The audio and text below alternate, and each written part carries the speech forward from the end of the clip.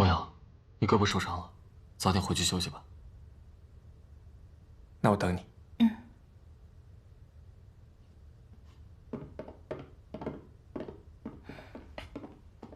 多亏光耀哥还你清白。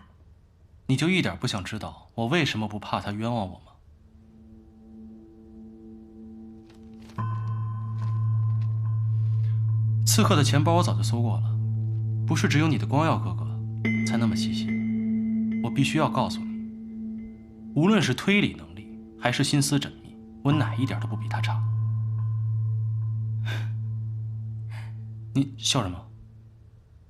为什么必须要让我知道？你干嘛一定要在我面前跟光耀哥比啊？我没比，明明是你担心我。我担心你什么呀？你想多了。你不应该担心我吗？如果我出事了，谁还替你办事啊？也不知道谁想多。你怎么这么无赖啊？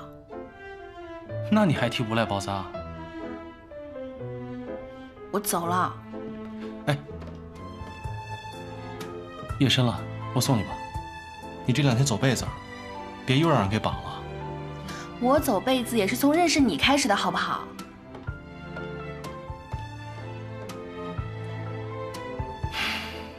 认识我，你才不会走背字。光耀，徐伯父要是知道你把搞垮谭玄龄的大好机会白白给浪费了，他肯定会找你算账的。算就算吧，反正这种栽赃诬陷的事，我做不来。又没让你栽赃他，是南边要栽赃他。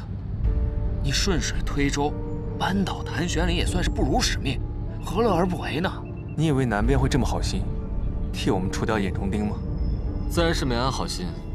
我们的3位副帅正在整编5省联军，南边这个时候派人刺杀光耀，并且栽赃给谭玄龄，上海局势必乱，整军之事也自然顺利不得。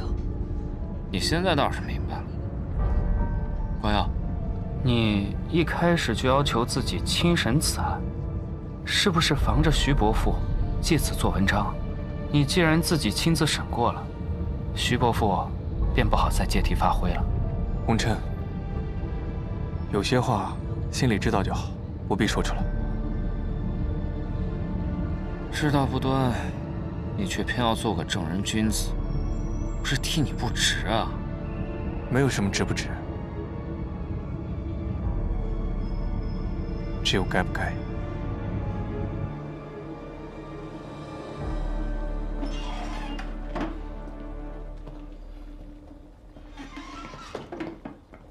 谭四，哎，拿下来。还疼吗？好多了。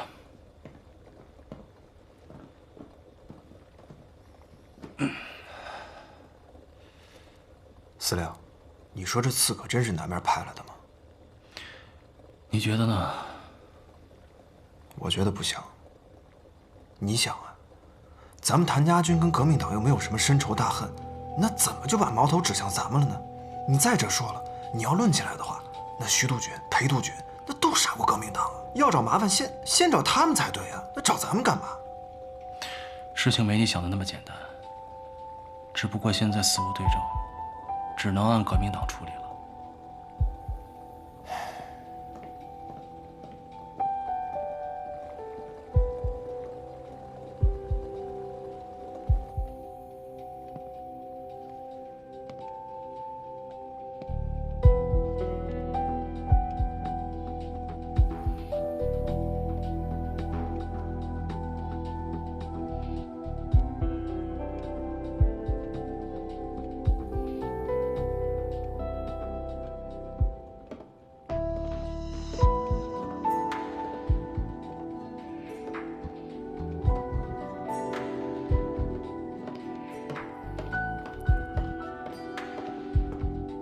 光耀哥哥，你胳膊受伤了，我特意炖了鸡汤，你喝一点吧。没事，太晚了，我没胃口。我特意炖了好久，很好喝的，你就喝一口嘛。谢谢你的一片好意，我真的不饿，你自己喝吧。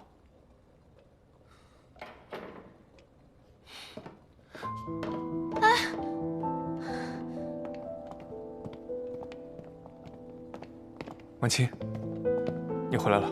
光耀哥，你怎么还没睡啊？你这伤好些吗？啊，没事。今天晚上没吓着你吧？是谭司令送你回来的。啊，是一个勤务兵送我回来的。放心，我胆子没那么小。有谭司令在，姐姐自然也不用害怕。光耀哥哥，你就不必担心了。婉婷也在啊。我刚做了宵夜，正准备和光耀哥哥一起吃呢。婉婷小姐，我说了我不饿，你自己吃吧。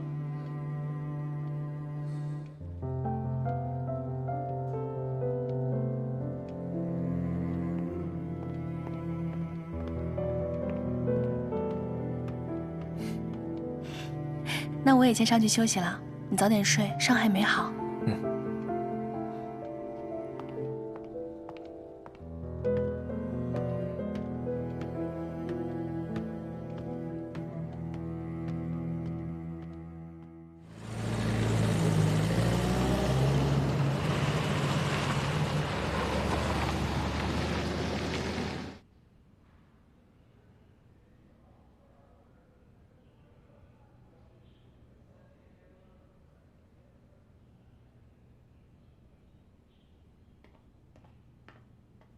报告，进来。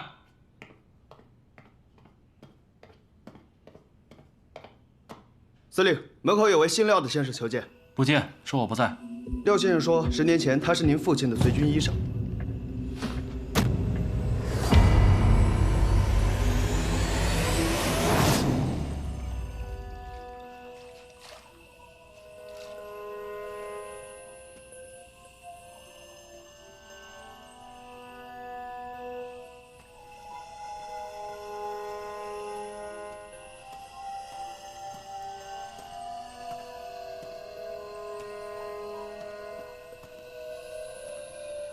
给他喝点粥吧。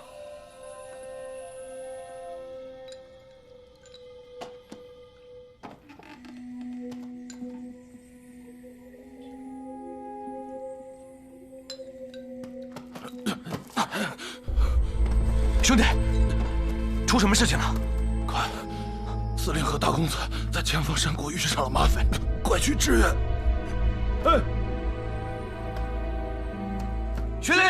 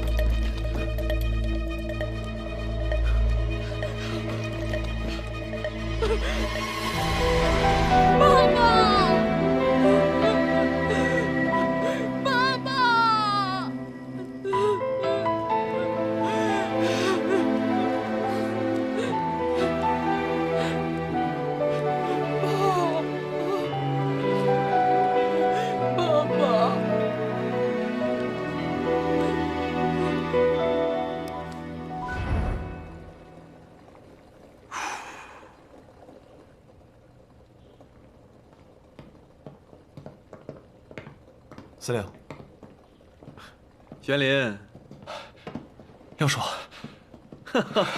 哎呀，来来来，快让我看看你。哎呀，这大小伙子了啊！我早就在报纸上看到了你的消息，这当年谭家的二少爷，现在已经是威风凛凛的上海王喽。廖叔，10年没见了，这10年里，我一直想联系您。可是，一直联系不上，您过得还好吗？做些小生意，勉强混日子罢了。哎，来，廖叔，请坐，坐吧。来，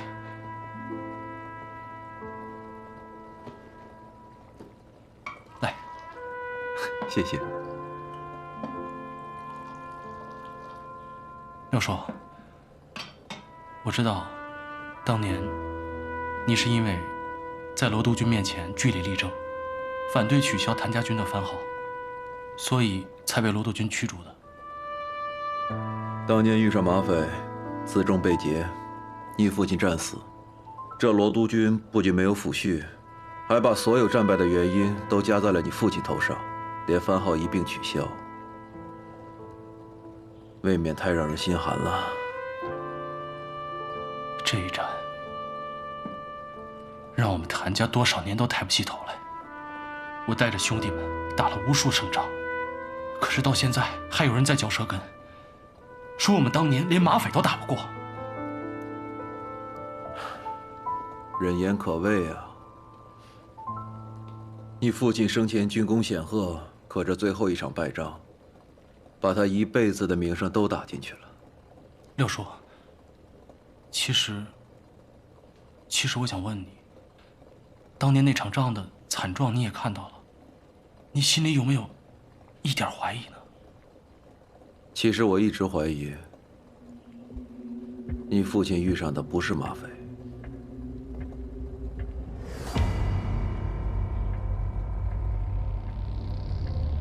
六叔，你也觉得他们不是马匪？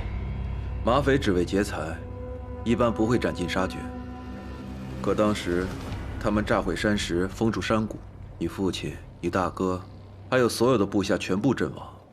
我实在是想不出，什么样的马匪能有这样的战斗力。这10年，我转战南北，可是再也没有听到这伙人的消息。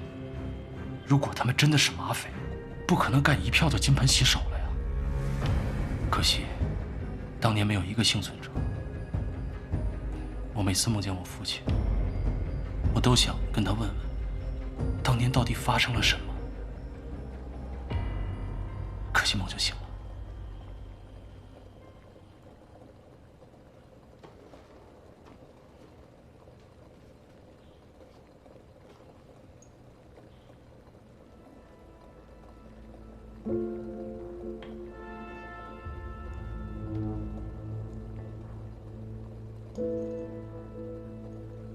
这是当年从你父亲伤口上取下的弹头，这些年我一直留着，也许你能用得上。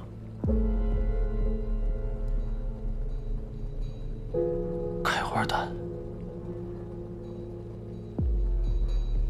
当年所有遗体身上的创伤都特别大，很多甚至被炸开了半个胸膛。这种子弹，在全世界的正规军里面都是禁止使用的。廖先生，我能不能这么理解？正规军不会用，马匪也绝不会用。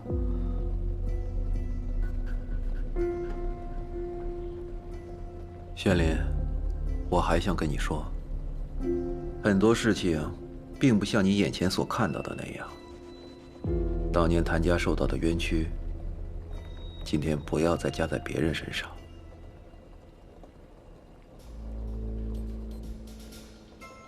六叔，您是不是意有所指啊？当年你父亲遇上的马匪可能不是马匪，昨晚远东饭店的革命党也可能不是革命党。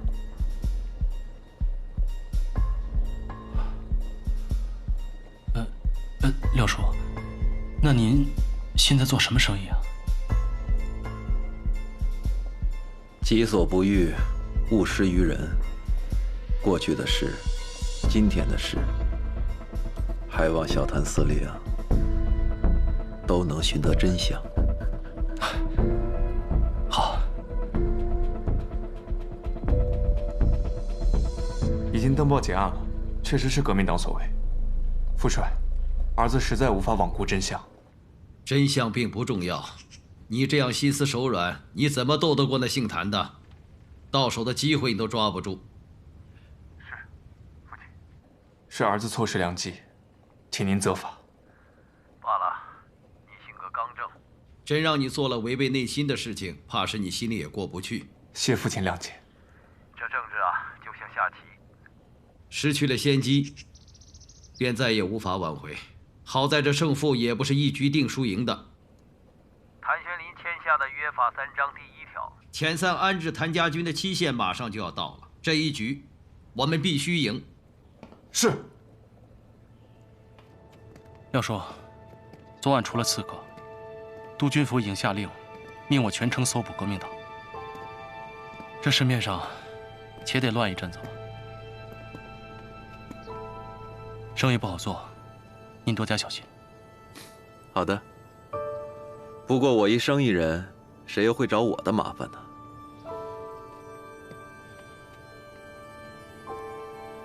廖叔，别让我为难。明白。谭司令，后会有期。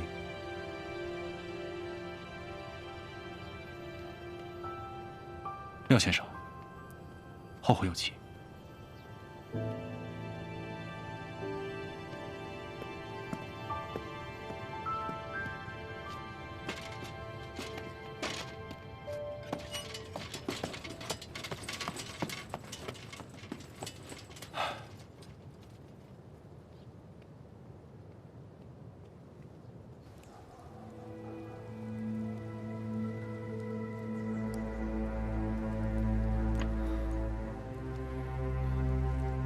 这弹头从哪来的？真的是老司令身上的？老傅，你还记不记得当年的廖医生？我记得，老司令身边的军医斯斯文文的，一看就是个文化人。我遇见他了，这是他给我的。这么多年了，他还留着。他也怀疑，杀死我爹的可能不是马匪。我就知道。老司令绝对不可能输给一伙马匪，可是跟着老司令的兄弟都不在了，没人知道山谷里发生了什么。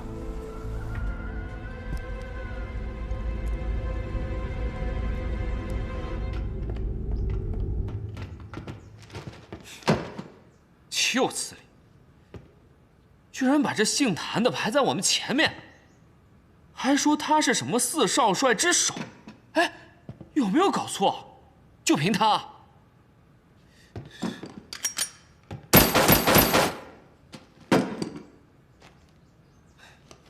八卦小报的噱头而已，不足为惧。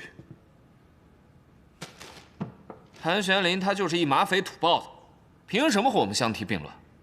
要争论职位，我们可还真不如他。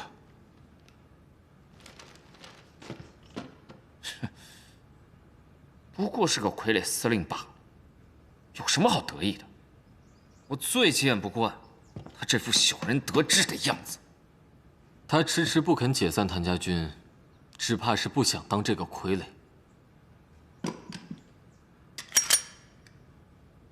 那就由不得他了。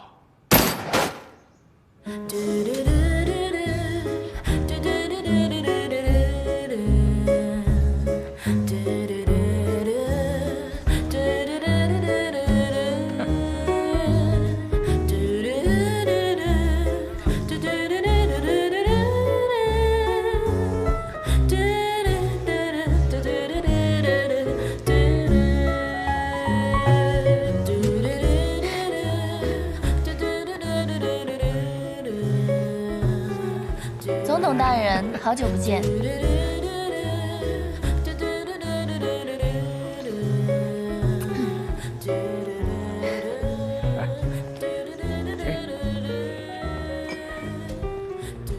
请坐。谢谢。之前总统大人几次邀约，我都因为拍戏繁忙，实在无法前往。今天我做东，特意向您赔罪。顾小姐，你不必道歉，只要顾小姐约我永远有时间了。谢谢总统大人。总统大人，真巧啊！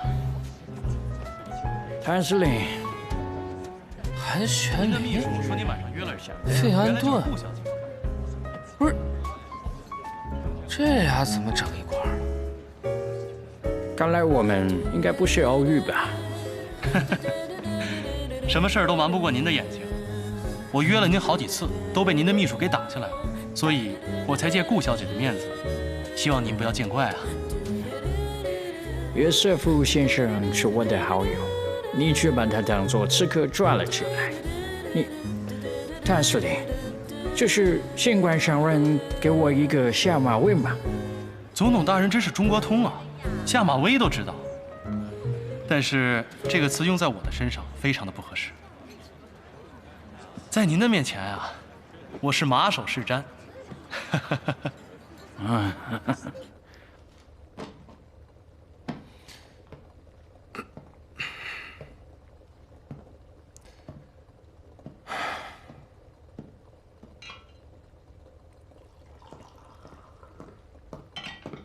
光耀，我刚才在雪茄吧。你怎么进来的？我堂堂苏少帅，连你司令部的门都进不来了。我跟你说正事儿，刚刚我在雪茄吧挑雪茄，你猜我见着谁？顾月霜。我是见到顾月霜了，但是他和谭玄龄在一起。他们本来就一对，在一起不奇怪吧？但是和他俩在一块儿的另外一个人，你肯定觉得奇怪。大惊小怪，谁啊？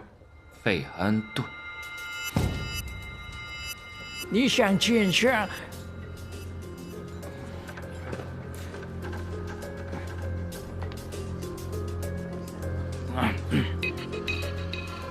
你想见上会民团？对，我的兵啊，都是打过仗的老兵了，所以维护治安自然不在话下。现在的工部局只有巡警和宪兵，这华人之间的纠纷，他们不便出面。如果我们成立这个商会民团，或许就方便许多。那如果我没记错的话，谭司令你上任时便与督军府约法3章，这第一条是解散军队，而且期限就快到了吧？总统大人，记性真好。只不过我的这些兵，唯一的本事就是打仗。这督军府非得把他们放在工厂里，完全是无用武之地啊！而且现在这个形势非常混乱，这革命军说不定什么时候就打进来了。这督军府自己都自顾不暇了，难道总统大人不想建一个属于上海、完全不受任何人摆布的私人武装吗？这靠天靠地，不如靠我们自己啊！我想是你想弄一支不受任何人摆布的武装吧？真是英雄所见略同。这个提议是真是有点意思了。我想，我可以考虑一下。只不过我需要看到你的诚意。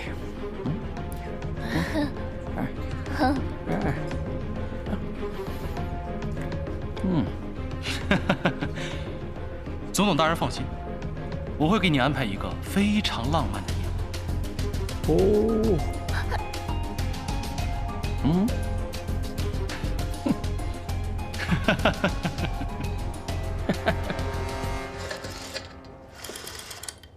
谭玄龄找费安顿，他到底想干什么？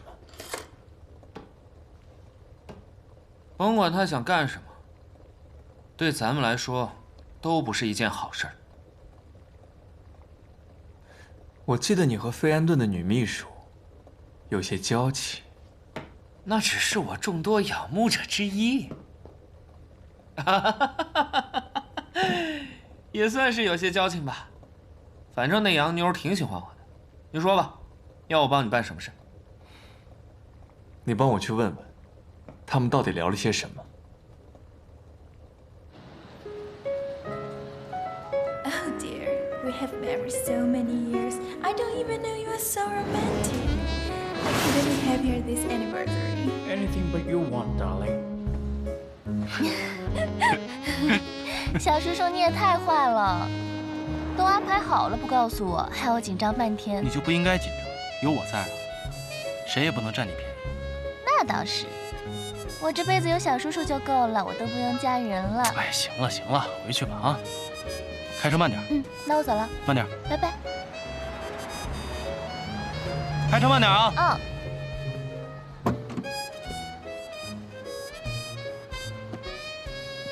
司令，双儿小姐还跟以前一样，跟你那么亲。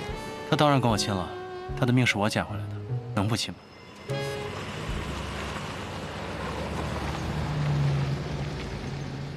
哎，司令，你说费安顿能看在双儿小姐的面子上帮咱们吗？当然不能了，他这个老狐狸，哼，没那么轻易拿下。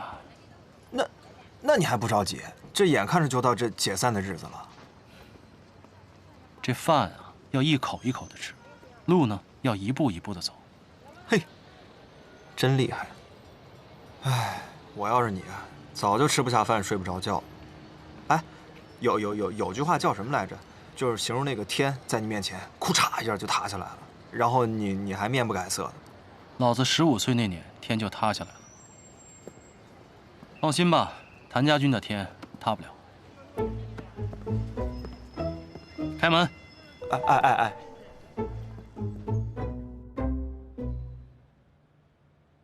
是这样的，光耀，这个谭玄灵呢，想把他的部队改编成为商会民团武装。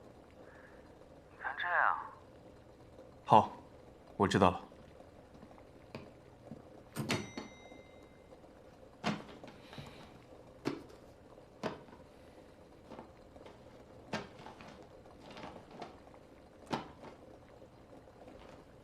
少帅，谭玄灵居然想怂恿费安顿，要把他的部队改编成商会民团武装。他只不过是个有名无实的上海司令，费安顿不会冒这种风险去得罪我们督军府帮他吧？很难说。从费安顿的立场，如今局势并不明朗，手里多几支枪，便多几分把握。谭玄灵的提议正中下怀，难保他不会动心。早知道这个样子，刺客一事啊，还不如栽到他头上，不惹督军不高兴。我这世界上不光是有人情世故，还有是非曲直。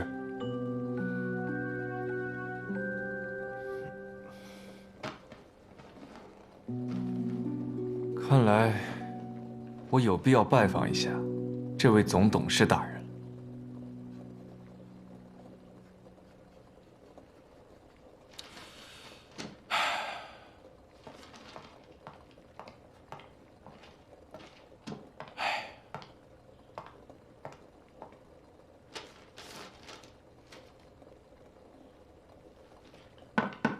进来。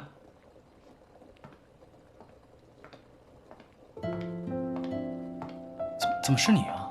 哦，我看门没关，就进来看一下。这个谭四，向来不把门关好。我是不是来的不太是时候啊？没有。来，给我吧。谢谢啊。怎么了？找我有什么事儿？没事，就问问你伤口怎么样了。没事，小伤，已经快好了。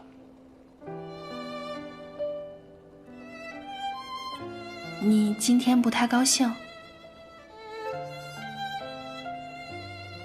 有吗？你是不是在想安置谭家军的事情啊？庆功宴上你说年前会做好，听说督军府一直在催你。你要是有困难，要不我去劝劝我爸爸，把他们安置在木家产业里。我不是来替光耀哥催你的，我是真的想帮你的忙，毕竟我们木家产业的工资最高啊。这事儿你可能帮不上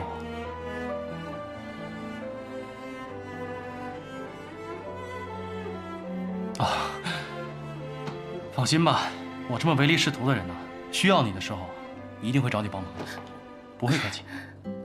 去吧。好，走吧。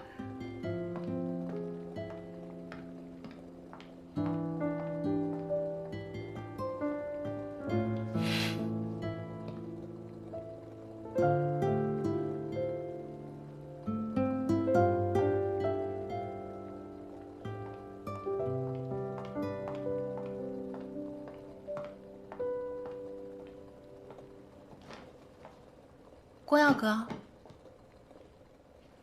光耀哥，出什么事啦？哦，我约了费安顿准备跟他商量安置谭家军的事。今天你就先回家休息吧，晚饭也不用备我的了。要不我陪你一起去啊？穆家在上海还是有几分面子的，我在旁帮着说话，早点安置好谭家军，你也好早点回悦城啊。我只是觉得，你一个女孩子去应酬不太好。我是你的秘书，陪你应酬是分内的事情，更何况堂堂督办大人出门，怎么能没有随从呢？好，那就听秘书小姐的。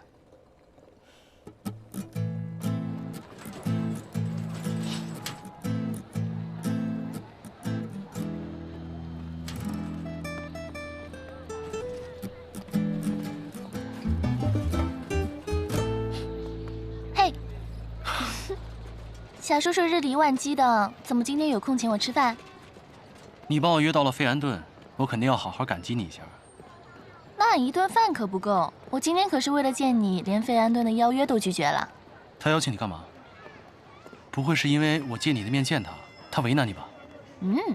那你也太小看我了。怎么说，我也是电影圈的上海王，他哄着我还来不及呢。这次是他要和徐少帅吃饭，请我去陪陪女眷。我就说我要拍戏，拒绝了。徐少帅不就是你司令部那位徐督办吗？他们俩什么时候搞到一块儿去的？而且他不是没结婚吗？哪来的女眷？双儿，改天再请你吃饭。大四，走了。好呀，哎。说走就走，谁在乎的是饭啊？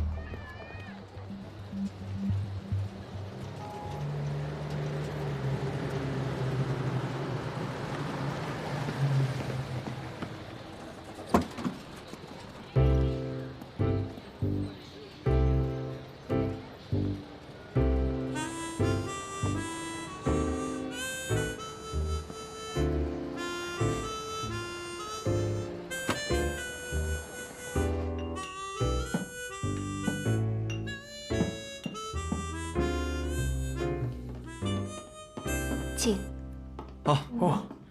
费董。我是督办，幸会。费董，光耀来上海也几个月了，一直琐事缠身，没有机会登门拜访您。副帅已经怪罪我了，让我今晚好好陪您喝几杯。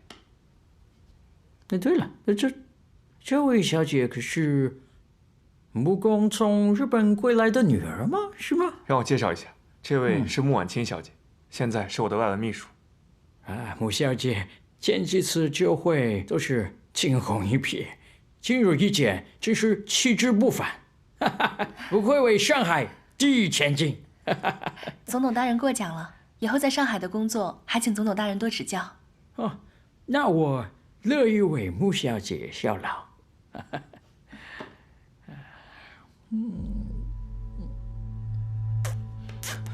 总统大人，我们坐下边吃边聊吧。好的。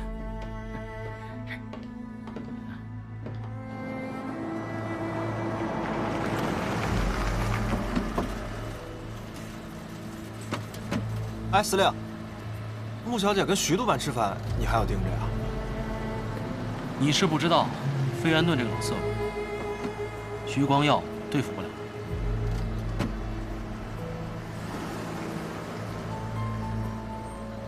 费董，今天工部局抄送了我们司令部一份关于日本经济产业省的通报，里面提到日本棉纱厂愿意提供低息贷款给中国纱厂，不知您是否有留意到呢？这个我注意到了，不过这是棉纱行业的问题啊，穆小姐是最有发言权的啊。毕竟现在上海的中国纱厂将近一半都是穆家的。那穆小姐，你觉得日本上会的贷款该不该要呢？费董如此精明，当然知道这中间的利弊。日本棉纱商想用这种方法兼并中国的市场，然后欺行霸市，哄抬价格。他们已经搞乱了天津、青岛这些地方的棉纱市场，现在又想故技重施来搅乱上海的市场。如果费董您不制止，那上海恐怕迟早一片混乱。不光是维稳秘书，你看他样子也是经济秘书嘛。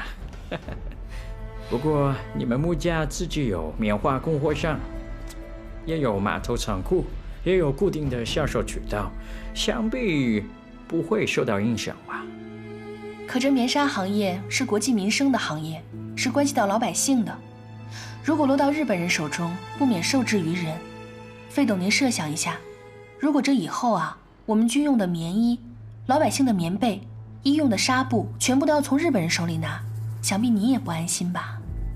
不愧是木工的女儿，你想的很是长远啊。穆家愿意出钱帮助这些困难的纱厂渡过难关，而且无息贷款。你们不是明摆着要和日本人打擂台吗？那我要是选择支持你们，拒绝小日本，那我难免有失公道啊。这个，费董不必担心，我有一个办法，可以让您两头都不得罪。好，那你说说看。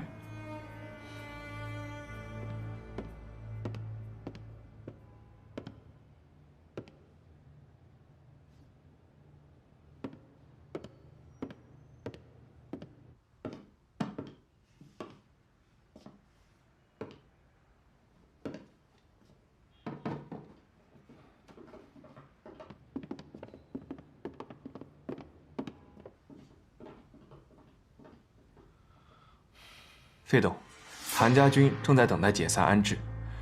如果能够把他们安置到纱厂里，穆家就能以补贴安置的理由给纱厂一笔钱。纱厂有了资金渡过难关，自然不用跟日本人贷款。日本人的贷款放不出去，也不会怨到您头上了。那更关键的是，把谭家军都安置在纱厂里，谭司令的商会民团也就没法成立了。原来那个家伙想把谭家军改建成民团武装，难怪不找我帮忙。徐少帅，你走了那么大一个圈子，你是不是就是想把这个民团的事叫黄啊？对吗？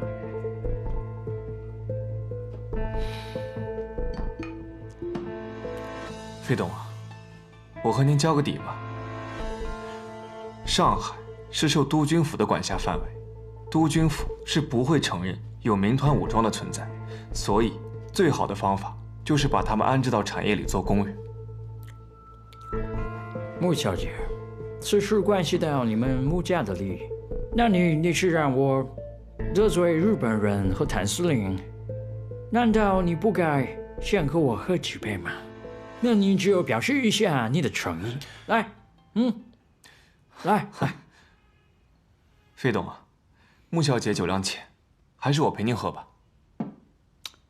穆小姐，你请我帮忙，但是你不跟我喝酒，那没有诚意嘛？费董，这洋酒我实在是喝不惯。没有问题，来，我们喝中国茅台怎么样？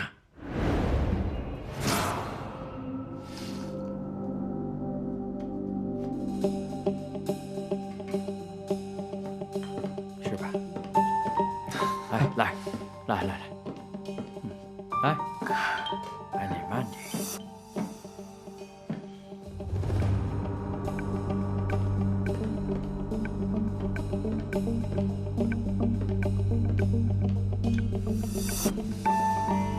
费董，穆小姐确实酒量浅，还是我来和你喝吧。徐少帅且慢。那如果这酒是我请穆小姐喝呢？那自然是我敬她一杯，她会敬我一杯。